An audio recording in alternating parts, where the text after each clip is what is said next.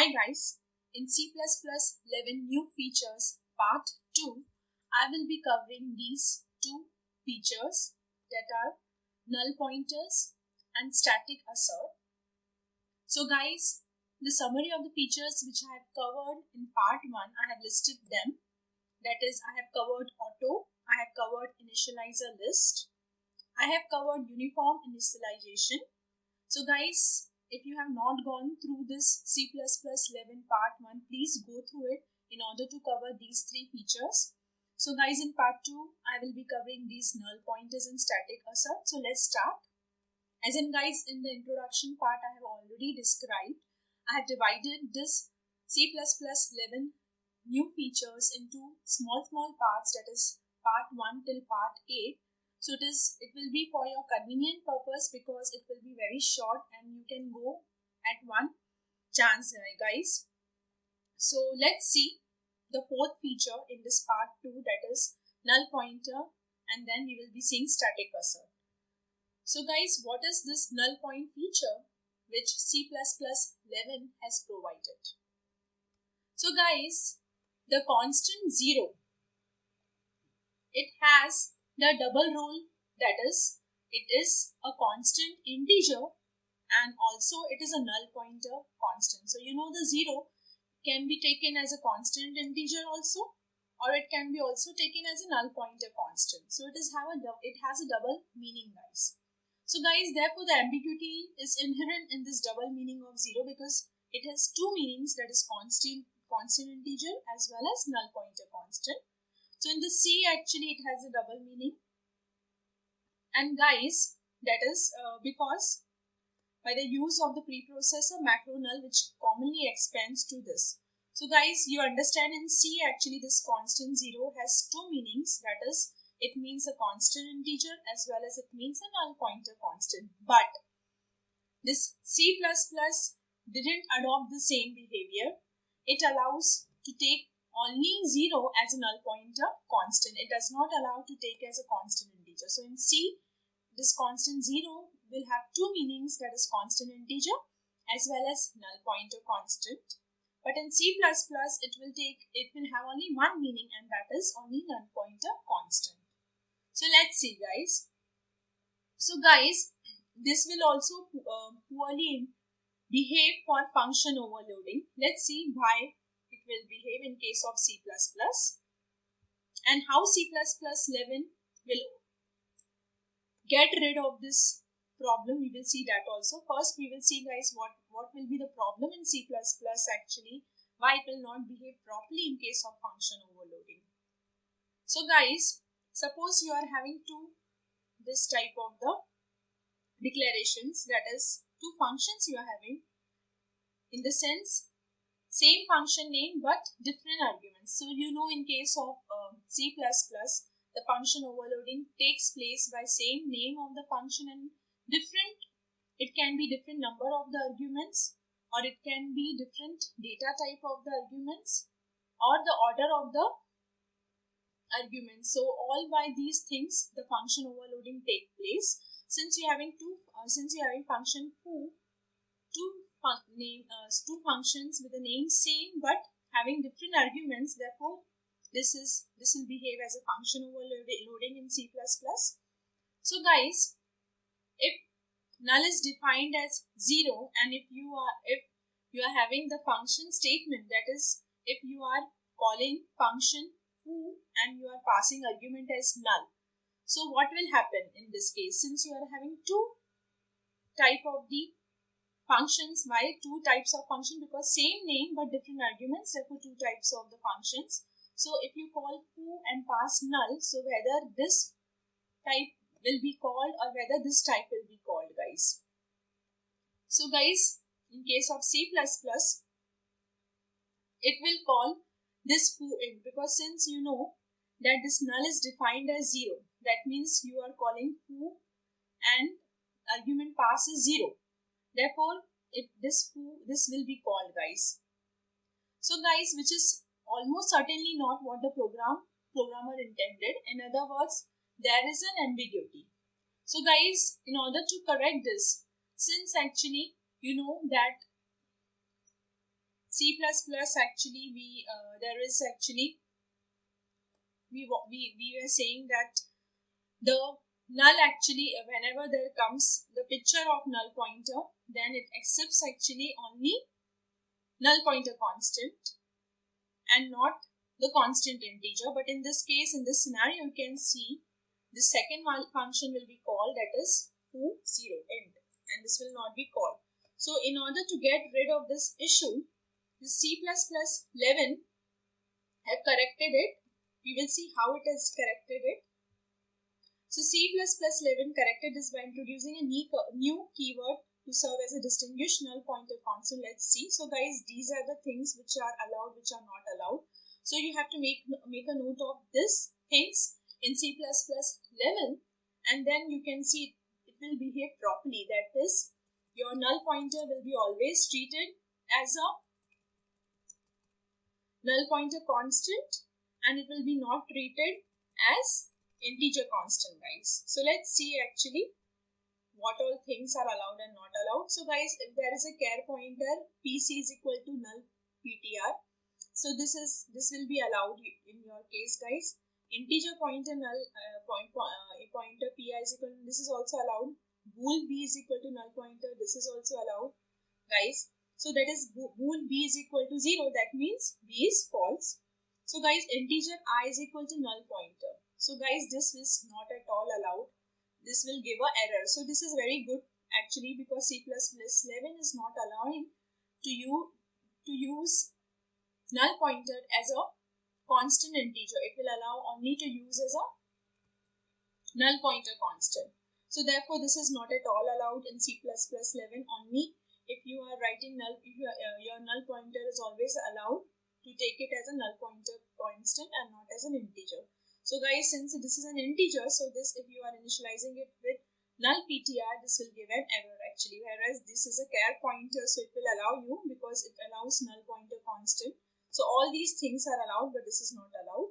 So guys, if you are calling this function, that is foo null ptr, that is your null ptr, in this case guys, it will call the foo char star and not foo int.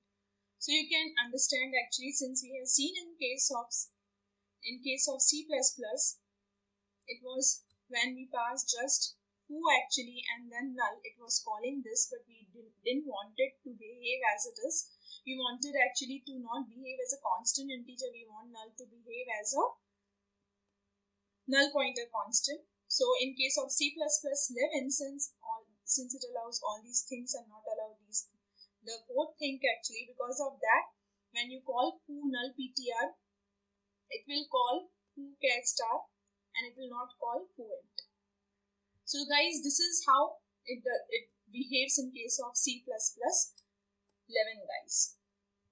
So let's see then another feature, fifth feature, that is static assert in case of C++11. So guys, prior to C++11, that means in case of C++, how the primary meaning of producing a compile time error message was done? It was done by using hash error directive. So guys, in case of C++, whenever you wanted to give a compile time error actually, it was done through this type of directive, that is hash error. So by simply using this hash error directive and simply printing a message, it would give you the error message actually, compile error message in case of C++. So guys, this hash error directive actually, what is the problem occurring in case of C++? Problem is guys, it will work fine with the small task, but it will not work fine with the complex task. Let me explain you in detail, and that is the reason actually, instead of using hash error directive, in C++11 have introduced a new error producing message, compile time error producing message, by using Staticassert. So guys, I will tell you what problem occurs using hash error directive for complex task in case of C++, and how C++11 is using Staticassert in order to get rid of the issue which you will be getting in case of C++ by using hash error directive. Let me explain you in detail, guys. So let's see in case of C++, when we use this hash error directive. So guys, if you are using this simple program actually, in that case this won't be a problem. It's a very simple program. In case of C++, if you use hash error, that is it's simply declaration of header file IO. If you want to call your function for printing, for inputting on the console, then you have to declare this header file using namespace std. So you are writing the code wherein you are writing hash if not defined underscore windows, then hash error windows not defined. So guys, if your windows are not defined, then you will print the error message in case of C++ by simply writing hash error directive and then simply a message and then closing it hash end. So guys, this works fine because it's a simple task. In that case, C++ will work properly if you use hash error directive. But in case of complex tasks, this hash error directive will not work fine in case of C++, guys. So guys, here I have described you where it does not work fine in case of C++ when you use hash error directive. So guys, the hash error directive works well with simple tasks, as I have told you now, guys. However, it fails when compile time assertion needs to be done for the complex tasks such as size of a data type using the size of operator. It is, guys, so what does it mean? So guys, see, if you here it was good actually as long as you are just printing a message here. What if you are using hash error and you are writing a code of calculating the size by using the size of operator? So guys, since you know, whenever this is a basic process, whenever you deals with C or C++, whenever there is a plain code, say C, C++, how the process of compilation till execution takes place. You know, the same simple C code will be worked and it will be given to the preprocessor. Preprocessor will search for the directive which you are using, for the macros which you are using, and it will define it, and then whatever it expands actually, it will be giving then to the compiler, and then the compiler will compile the code, and then it will be going to the executor, and then it will be linking, guys. So guys, all these process takes place whenever you are executing the code.